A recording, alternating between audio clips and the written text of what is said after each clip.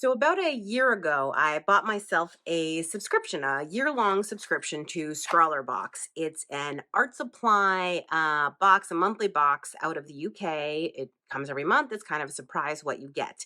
And frankly, I haven't always been the biggest fan of it. So I wasn't that surprised that I decided to end my subscription when the year ended. But what I did is I stockpiled the last four boxes, and I thought we would do sort of a big unboxing and open the last four, see what we got, and maybe talk a little bit about how to tell whether a subscription box is right for you before you spend a year, well, before you spend the money on a year of them and all that time opening boxes and being a little bit disappointed. My name is Julie Fei-Fan Balzer, and I'm an artist and a teacher. And all of my classes and my videos are about creating a thoughtful art education just for you. So, like I said, here are my four Scrawlr zines: January, February, March, and April of 2022. We're going to go ahead and open them up kind of in reverse order. So, this is the April box. And the first thing in the box is these Derwent ChromaFlow pencils. There are six of them. And it says that they guarantee bold, vibrant, and saturated color for any project. They're wax-based, offering a rich and creamy laydown, specially designed to layer and blend in smooth and velvety finish. Rich pigments, they'll show up blah, blah, blah, blah, blah, blah. Interestingly, it says they have premium strength core, ensures its durability during sharpening and during extensive use. During the manufacturing process, glue is applied to the entire length of the pencil slat to make sure the core stays in place and to minimize any breakage that may interrupt your creative flow. I break a lot of pencils, so that's good. And there are six colors here. Next up is the toned drawing paper pad.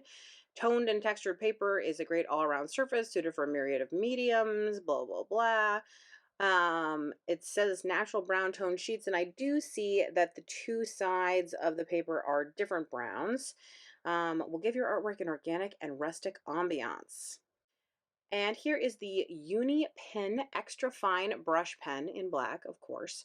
This fade proof and water resistant pigment ink fine line pen, that is a tiny nib, is often a first choice amongst artists and designers. The brush tip is firm but flexible, so it will adapt seamlessly to any pressure, angle, or speed that you use it at. The pen is a two-in-one that will provide you with excellent control for delicate line work as well as expressive brush pen painting techniques. Next up is the Staedtler Metal Double Sharpener. I have a lot of pencil sharpeners. I break a lot of pencils, like I said, but this says that it won't do that. It features two holes that will cover a wide range of pencil sizes and an extra long guiding slot to prevent wedging or breaking. Okay.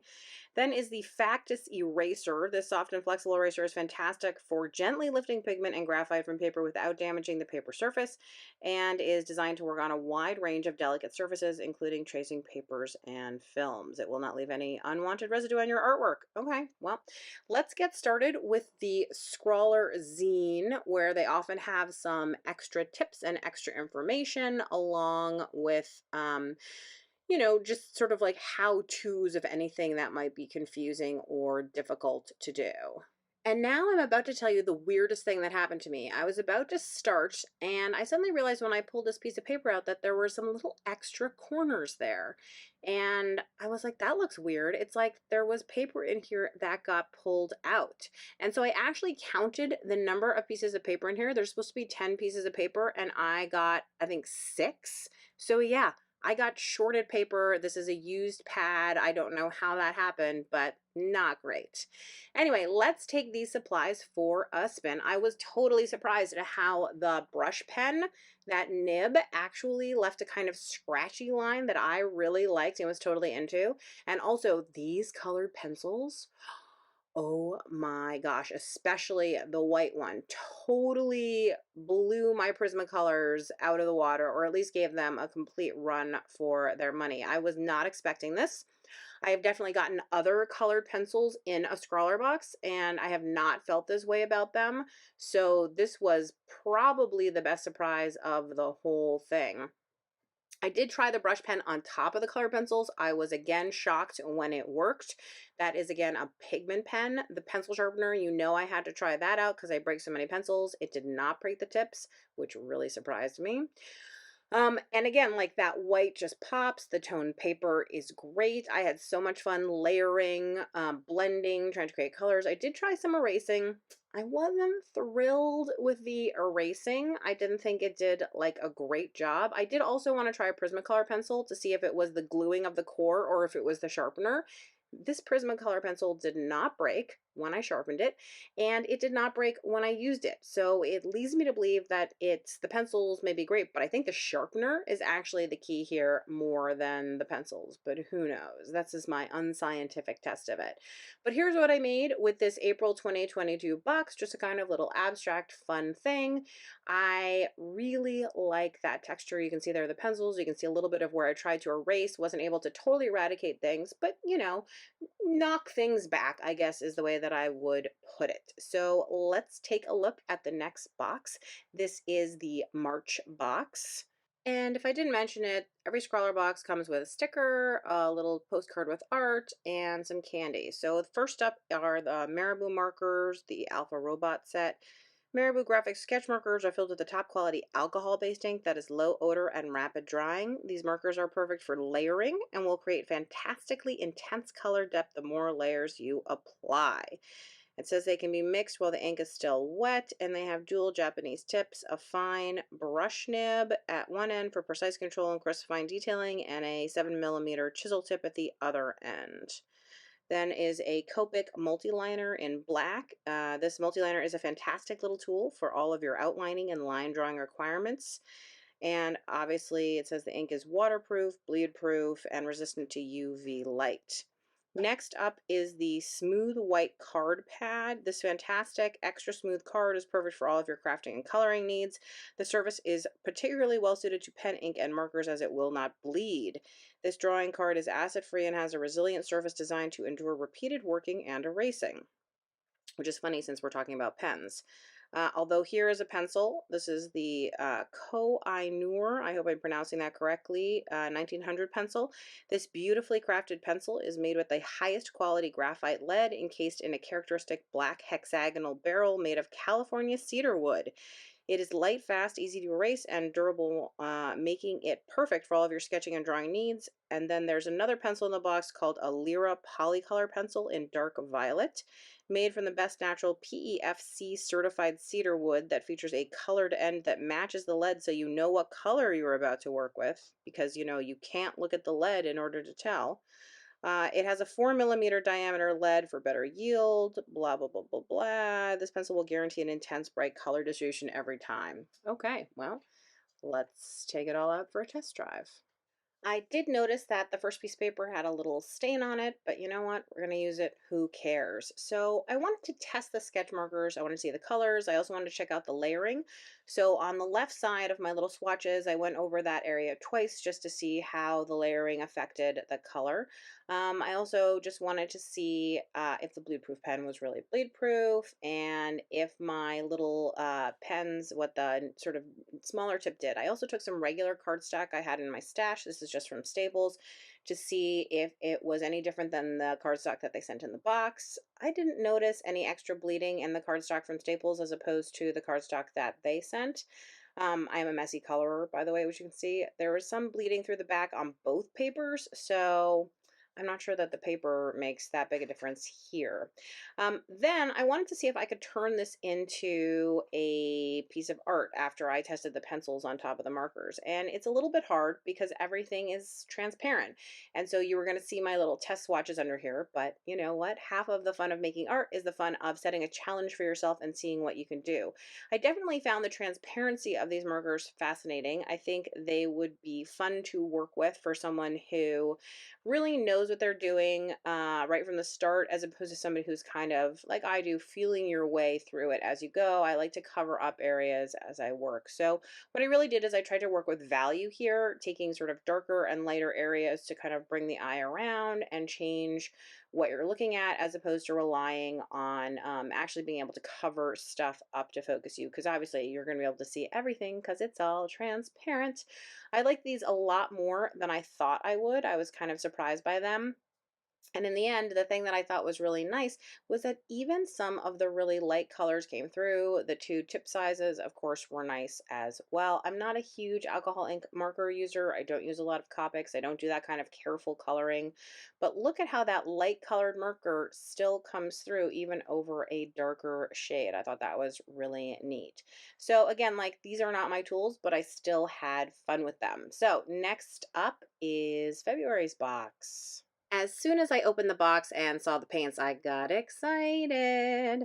So first up is the Derwent Pastel Shades Paint Pan Set. These gouache style pigmented paints are uniquely soft and light formulated pastel shades. These gentle colors are perfect for romantic washes and dreamy blends, but they can also be layered for a brighter finish without dissolving any previously dried layers. This means you can build up thick, opaque layers to create a more dramatic, bright, and matte finish. So the possibilities with this palette are endless. This compact set contains 12 pastel paints, a mini water brush, 5 mixing palettes, and a sponge to clean your supplies.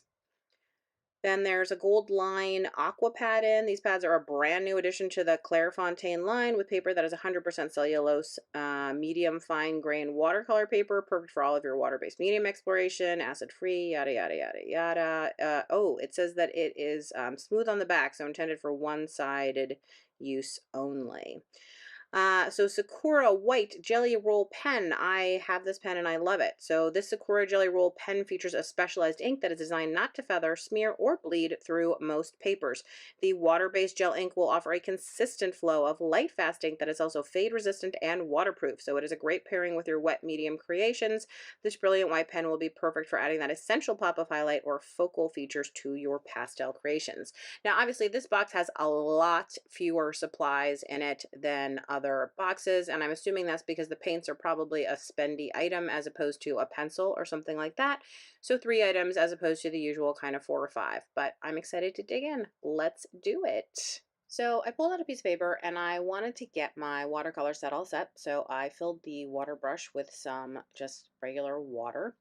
And then I wanted to test if that little swatch card that came with the set was actually the same as the colors when you use them.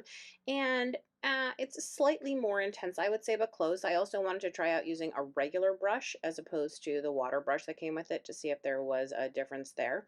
I like the water brush, and I didn't think that the regular paintbrush was like incredibly superior or anything like that. The colors are nice.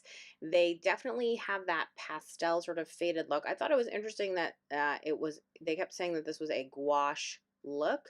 Also, this is a pigment problem I have. So I did a circle of water and then I tried to drop some paint in it, and you can see it didn't really travel around the circle.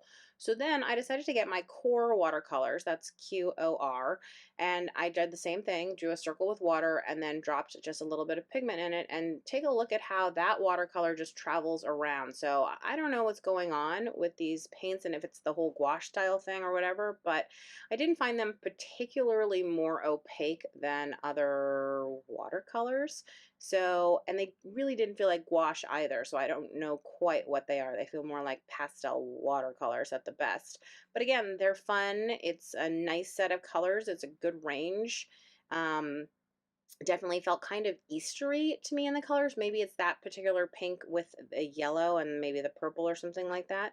But I had some fun using them, and you can see this is what it looks like when it's wet. The colors are always going to be more intense when it's wet because, of course, once it dried, you can see that soft faded look. But we still had to try out the Jelly Roll pencil and this, or pen.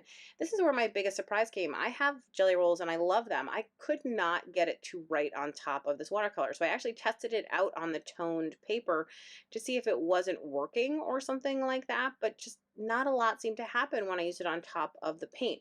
But on top of that toned paper, it's its beautiful bright white self. So I don't know if it's the nature of the paint. Maybe there's some kind of substance in that, but it just didn't work for me together. So I thought it was an odd companion in the box. Okay, so this is our last box. This is the January 2022 box. So let's take a peek. So first up in this box are the Karen pigment deco brush markers. There's four of them.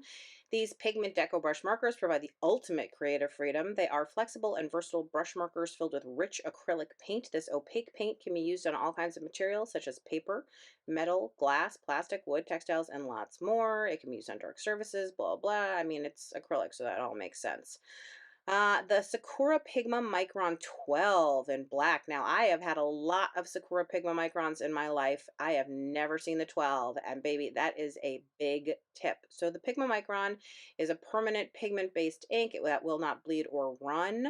And it has UV ray and chemical resistant. Anyway, it's a great pen. I'm really excited to try out the big tip here. The Paint On Liss pad. This high quality paper is perfect for mixed media, dedicated to connect both dry and wet media, such as pencil, crayons, pens, inks, markers, and more, with ultra smooth white paper that provides excellent light reflection, made from 100% cellulose fibers and acid free, yada, yada, yada. Finally, the Faber Castell 9000 graphite pencil. This classic pencil was launched by Count Alexander von Faber-Castell, probably Faber-Castell or something like that, in 1905. Its high quality and break-resistant lead has made it a firm favorite amongst artists and illustrators.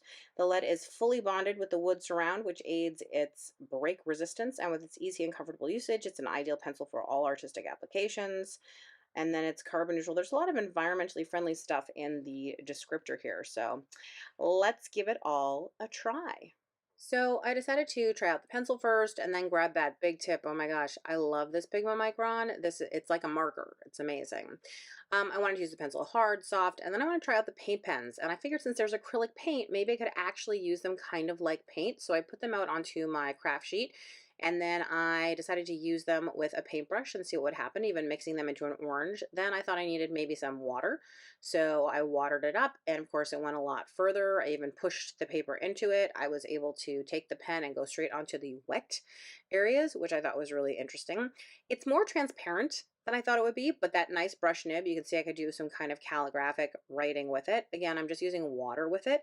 I decided to use the paint pens in kind of an unconventional way, just putting them out, doing some paint drips and splats with them, because that's the kind of thing that I like to do. And I love the idea of being able to bring along these pens. I mean, look at all the kind of paint effects that you can get there, right? So you could bring them out to travel and stuff like that, and basically kind of have paint with you. The transparency of the paints was less exciting for me, but if they had a white pen in their line, I might be willing to try it. I did note that the Pigma Micron did smudge a little. I think it was not totally dry because, like I said, I've used Pigma Microns before, and that's not normally the deal.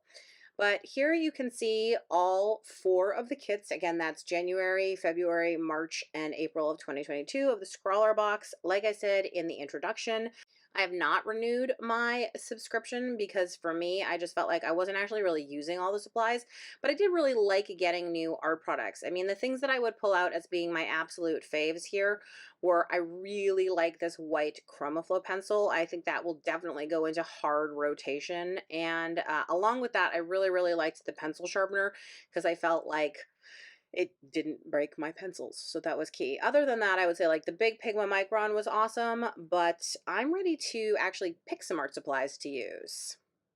So I hope you enjoyed that massive unboxing.